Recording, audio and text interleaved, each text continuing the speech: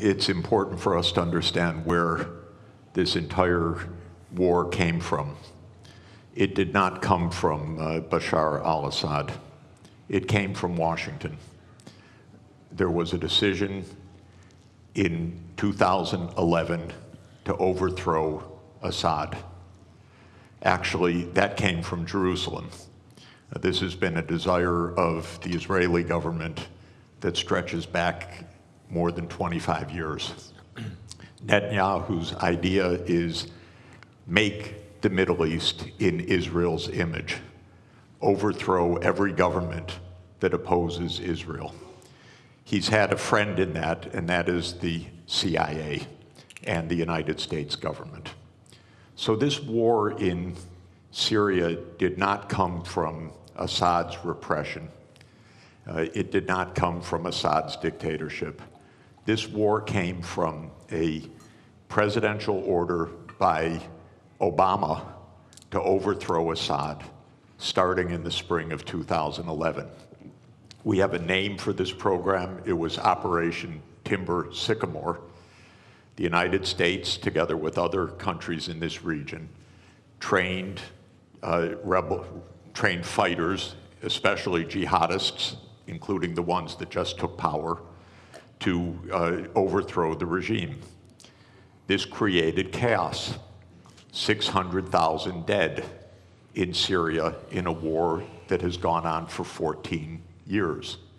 The outcome of this war is what the CIA wanted back in 2011, which is that a jihad group would take power in Syria after being armed by the United States. The reason I want to be clear about this is that we will not have peace in this region until we have public diplomacy that is based on real diplomacy, not on CIA operations. And we will not have peace until Israel stops its militarization of the entire Middle East. Because the Syrian war is just one of 6 wars that Israel has promoted, including in Lebanon, Iraq, Syria, Libya, Somalia, and Sudan. We had the list, actually, from Wesley Clark back in 2001, when he was handed a paper in the Pentagon that the goal was 7 wars in 5 years.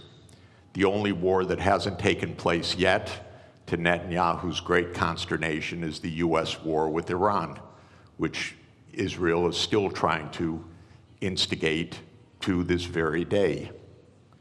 So the Syrian war is part of a regional tragedy.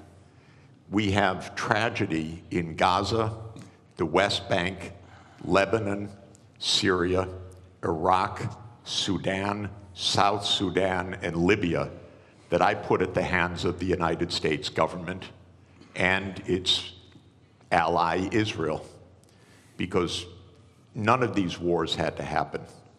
These were all wars of choice. They were all wars that came from the idea of regime change operations, that the United States would determine which regimes operate in which countries. We'll never have peace in this region if outside imperial powers like the United States are dictating the terms to this region. The only way to have peace in this region is if this region is determining its own future, not outside powers. And Israel could never do these wars on its own. These are American wars.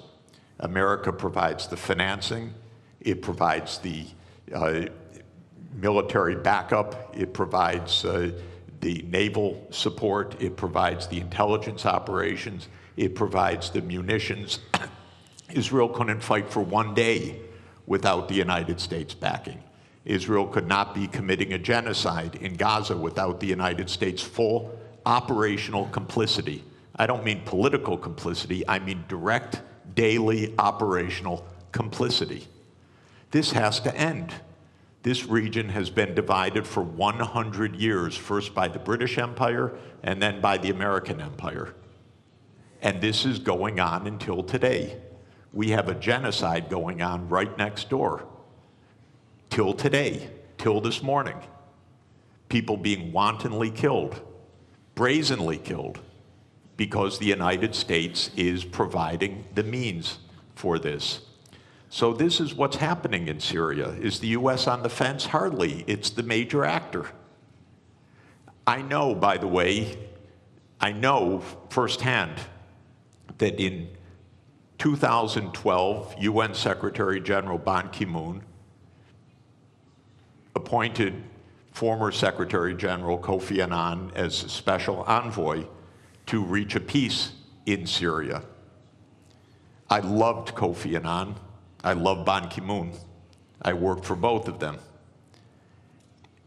Kofi Annan arranged a peace in 2012. He arranged a peace in Syria. You know why it didn't happen? Because all the parties agreed to peace except one. Literally one. That was the United States of America. The United States of America said there will be no peace unless Bashar al-Assad goes the first day. The other parties said, no, you can't just determine that. Maybe there'll be a process. Maybe there'll be elections agreed. Maybe there'll be a 2-year process, a 3-year process.